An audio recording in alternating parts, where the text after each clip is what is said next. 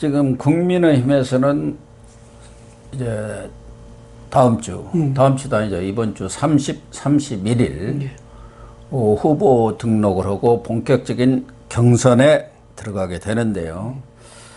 이 경선 국면에서 가장 핫한 이슈가 될 수가 있는 게 역선택 방지 조항 문제가 아닌가 그렇게 생각합니다. 최재형 후보 등 몇몇 후보들은 역선택 방지 조항을 둬야 한다. 지금 현실적으로 그런 역선택 그런 결과들이 나타나고 있지 않느냐 뭐 이런 주장을 펴고 있고, 홍준표, 유승민 후보 등은 우리가 전국정당을 지향하고 또 중도 외연을 확장하다면서 역선택 방지 조항을 둔다는 것은 어불성설이다 이렇게 강력히 맞부딪히고 있는 상황이에요. 네. 윤석열 전 총장 측도 역선택의 문제점을 인식은 하고 있지만 그 자꾸 꺼내면은 또 자꾸 이런저런 문제를 왜 제기하느냐, 뭐가 좀 딸려서 이런 주장을 하느냐는 소리가 나올 것 같아서 그런지 뭐 공개적인 입장 표명을 안 하고는 있습니다만은 선관위가 떴기 때문에 거기에서는 앞으로 이 문제가 상당히 치열하게 논쟁이 붙을 것 같은데 어떨 것 같습니까? 그런데 이게 이제 물론 이제 명분 문제도 있고 현실적인 문제도 있는데, 제가 생각할 때는요, 국민의힘 대선 후보를 결정하는 그런 그 아닙니까? 예. 경선. 예. 그 대통령을 뽑는 경선은 대선이고, 예. 그러면 이 당의 후보를 뽑는 사람은 이 당 사람들이나 이 당을 지지하는 사람들, 이 당에 관심 있는 사람들이 해야죠. 예. 그래 또 저쪽 팀에서 자기들 관심 있고 자기들 지지하는 사람들 뽑고, 이래 그게 경쟁이 되는 건데 모든 국민한테 다 묻자, 그게 아주 그럴듯해 보이는데 사실은 그거라면 정당의 후보를 뽑는 그다는 의미가 희석되는 거죠. 그런 점에서 볼 때 물론 이제 그게 있을 거예요. 전국 정당. 근데 전국 정당을 한다는 건 전국 정당을 하기 때문에 우리 지지하지 않는 사람, 민주당을 지지하는 사람도 같이 투표 참여해야 된다 이런 식의 논리라면 정당이 필요 없지.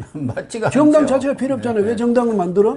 그러니까 그건 이제 아마 이걸 거예요. 홍준표, 유승민 두 사람은 보니까 호남에서 많이 지지를 많이 좀 많이 받고 있다며 상대적으로. 아무래도 뭐 민주당 지지자들이 뭐 윤석열이라든가 이런 사람이 후보가 되면은 만만치 않은 그런 상대 아닙니까? 그러니까 그래도 홍준표라든가 유승민이가 만약 야권 후보가 된다고 하면은 자기들은 쉽게 이길 걸로 보는 거 아니겠어요? 그렇게 판단하니까 그쪽에다가 지금 지지를 보내주니까 여론조사 결과가 어떻게 보면 왜곡되고 있는 그런 것 아닌가. 민주당도 현재 경선을 하고 있는데 거기도 여론조사에서 국민의힘 지지자는 빼고 있거든요.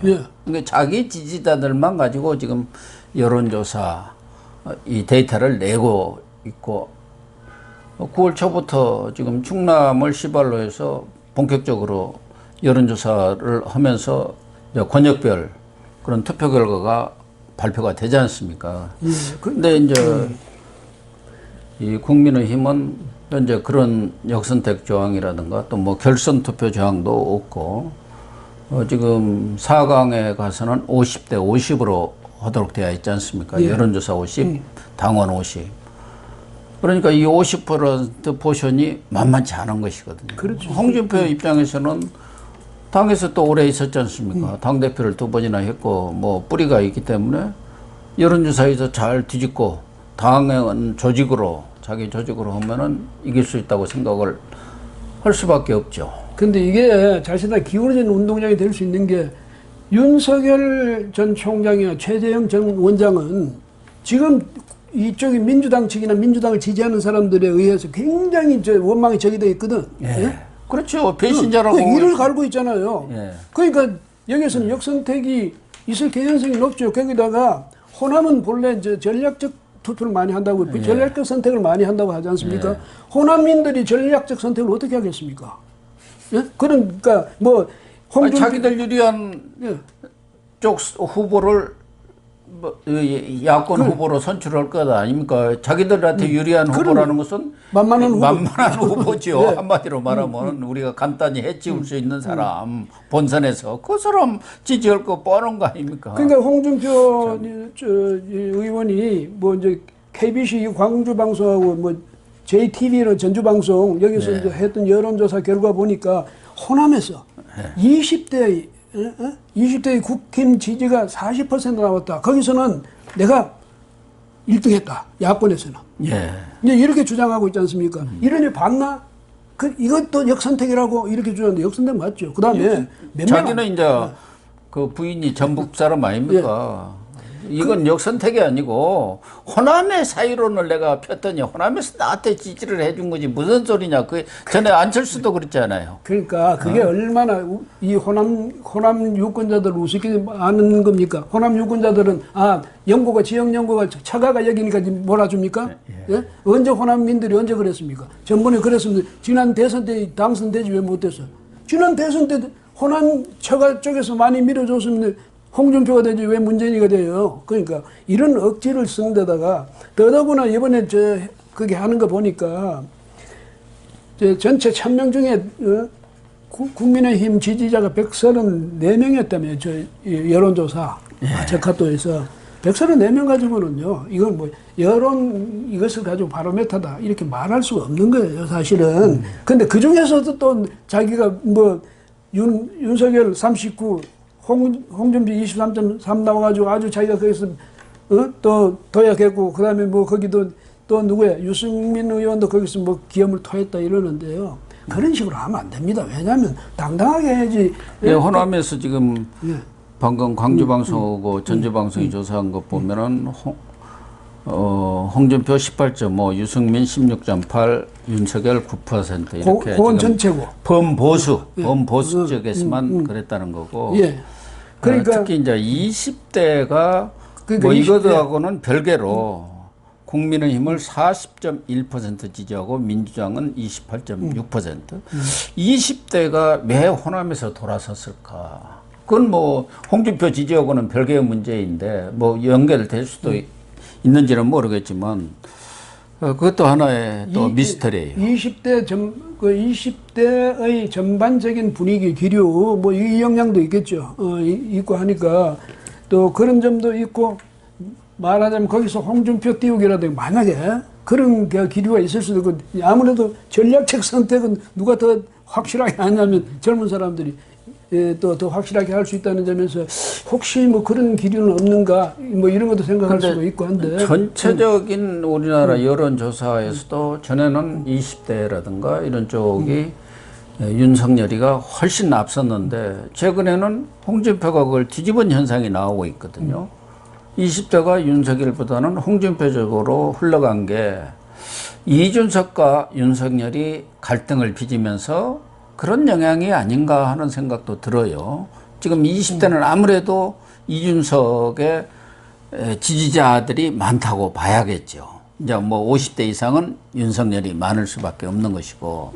근데 최근에 윤석열과 이준석 간에 아주 심한 갈등을 빚었던 게 그 반발 세력이 홍준표 쪽으로 옮겨가서 그런데 최근에는 홍준표가 20대에서 윤석열을 훨씬 앞지르는 그런 성향이 나타나고 있습니다. 꼭 호남뿐만 아니라 전체 조사에서도요. 근데 제가 생각할 때 같은 맥락인데 윤석열 후보가 지금까지 이제 계속 주장해 왔던 걸 들어보면 사람들이 이미지가 지금 언론에서 그 이미지가 보수 이쪽으로 치우쳤다 하는 이런 인상을 줘왔거든요. 네, 그런 홍준표 이 사람은 계속 그 양반 본래 저 말 솜씨가 있잖아요.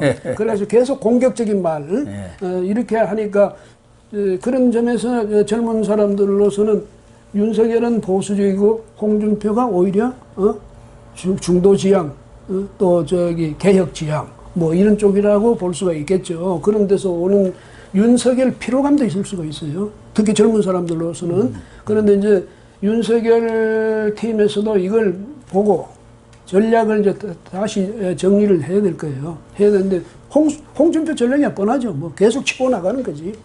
그럴 수밖에 없지 않습니까? 후보할 주자들은 뭐 꼭 홍준표뿐만 아니라 유승민이든 원희룡이든 원희룡까지도 뭐 내 앞에 와서 윤석열이 무릎 꿇을 것이다. 나는 집권하면 본부장만 시키려겠다. 뭐 이렇게까지 나오는 그런 상황이니까 뭐 민주당 경선을 봐도 다 이재명 공격하는 것과 비슷한 현상이 나타날 때 문제는 이제 선관위에서 이런 역선택 문제를 논의를 할 경우 상당한 분쟁이 일어날 수밖에 없지 않습니까?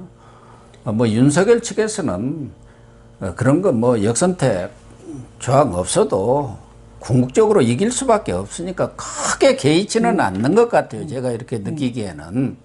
그것 가지고 뭐 문제를 제기해갖고 왜 저 사람은 자꾸 문제를 트러블 메이커가 되나 그런 소리를 듣기 싫기 때문에 얘기를 안 할 것 같은데 정홍원 선관위원장도 지난번 취임식 때 기자들이 물으니까 그거 예민한 문제니까 추후 선관위에서 논의를 하겠다 하고 좀 거리를 두고 있는데 이 문제는 결국 선관위에서 정리될 수밖에 없지 않습니까? 그렇죠. 어떻게 정리를 하는 게 바람직할지. 역선택 문제가 분명히 있기는 있는 건데 그게 논의가 될 경우 홍준표, 유승민 뭐 이런 사람들이 가만히 있지 않을 것 아니겠습니까?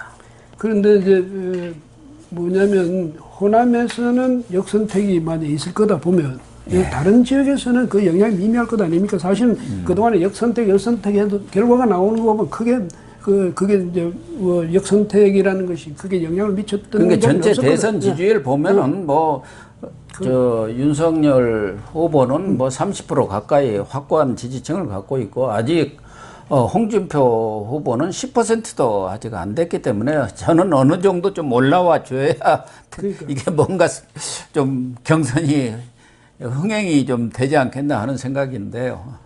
근데 홍준표 이제 의원이 지금 막 치고 올라가고 있으니까 거기 이제 기세를 더 붙일 수도 있는데 이렇게 되면 지금 말씀하신 그대로 만약에 이것이 이제 선관위에서 이게 다루어질 때는 공격하는 측이 언제든지 목소리가 크거든. 네, 그렇죠. 그리고 그걸 방어하는 쪽이 계속 수세로 몰린단 말이지. 근데 만약에 이걸 다른 후보들이 적극적으로 거기서 맞붙어 주면 되는데 최종적으로 결국은 윤석열이 어떻게 하느냐 거기에 만약 이제 주목이 될 경우 이 입장이 이제 좀 난처한 측면이 있는데 제가 볼 때 원론적으로 말하자면 역선택 방지를 위해서 지지자하고 중도층 여기까지만 대상으로 하는 게 맞는데 이게 이제 그게 지나치게 해가지고 여기서 완전히 만약 분탕일이 나고 말이죠 논란이 벌어지고 싸우고 이렇게 되어서 경선 자체가 그 분위기가 완전히 흐려져 버리면 이건 적을 돕는 게 되거든. 예. 그래서 이 점에서는 윤석열 전 총장도 이제 고민이 많을 거예요. 그렇지만은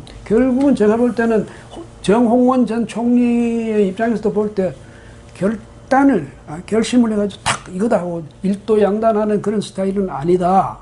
그런 셈이죠. 뭐 조율을 하는 스타일이고 워낙 뜨거운 감정인데다가 또 경선 준비에서도 역선택은 받아들이지 않기로 결정을 했기 때문에 선관위도 섣불리 경준이 그 결과를 뒤집기는 쉽지 않으리라고 저는 봅니다. 왜냐하면 또 그게 있다고. 사실은 거기다가 그러면 오픈 프라이머리 하냐, 클로즈드 프라이머리 하냐 이렇게 하실 때 우리는 클로즈드 프라이머리 한다 이러면 그 어쩐지 수세적이고 구시대의 구태적이거든. 그런 이미지를 준단 말이죠. 그래서 이준석 대표도 아마 그렇게 하려고 하지 않을 거예요. 전체 오픈하자. 뭐 이런 식으로 이제 나가지 않느냐. 이렇게 볼 때는 오픈 프라이머리로 갈 그런 개연성이 높은데 근데 미국도 말이죠. 미국에 이제 지금 코커스를 하는 지금 뭐 한 13군데 바뀌었고 나머지 37군데는 오픈 프라이머리, 클로즈드 프라이머리 반반쯤 된다고 그래요. 그건 뭐냐면 완전히 개방하는 데도 있지만은 또 그런 식으로 당원의 하나는 이런 데도 있는 이유가 있다고 나름대로 다 이유가. 그렇죠. 우리가 너무 그 앞으로 자꾸 남보다 오히려 앞서가려는 이런 것보다도 차근차근 다져가는 제도도 다져가는 그런 게 필요할 텐데 이번에는 아마 이게 논란을 길게 안 끌기 위해서라도 어쩔 수 없이 관리위원회가 오픈 프라이머리로 가자 이런 식의 결론을 내릴 전망이 더 높아 보이지 않나. 그렇죠. 그렇게 될 것 같습니다. 또 윤석열 측에서도 홍준표 후보 측이 다소 치고는 올라오고 있지만 현재 전체적인 지지율로 보면은 뭐 게임이 안 되기 때문에 일정 부분 올라온다고 해서 크게 위험이 되지 않는 것이고, 또 호남에서 무슨 역선택한다면 또 다른 쪽에서 더 지지율이 올라올 수도 있지 않습니까? 그래서 크게 괴념치는 않는 것 같은데, 어쨌든 특히 이제 최재형 후보 측에서는 그 부분에 관해서는 4강에 들어가느냐 못 들어가느냐가 큰 관건 아니겠습니까? 그렇죠. 4강 정도는 들어가야 체면 치레는 하는 거 아니에요. 뭐 8강에야 들어가겠지만, 그러니까 만만치 않게 그쪽에서는 주장을 할 가능성이 있죠. 원인을 바뀔 수도 있고 뭐 그렇죠. 그런 가능성들이 남아 있어요. 그 유승민 전 의원의 경우는 홍준표 의원하고 지금 아마 속으로 경쟁 의식이 강할 겁니다. 예, 그러니까 그래서 뭐 홍준표가 윤석열 뭐 때려잡고 자기가 다시 홍준표를 때려잡겠다. 뭐 그렇게 네, 뭐 그러니까, 얘기한 것 같대요. 예, 그래서 이제 더 저렇게 할 텐데 글쎄요. 뭐 이걸 아주 잘 운영을 하면 참 멋있게 재밌는 그런 경선이 될 수 있는데. 예. 아무튼 정홍원 전 국무총리가 역량이 있는 분이시고 또 정치를 어느 정도 아시는 분이니까 잘 조율을 하지 않겠나, 그렇게 결론을 내도록 하겠습니다. 오늘 방송 마치도록 하겠습니다. 시청해 주셔서 감사합니다.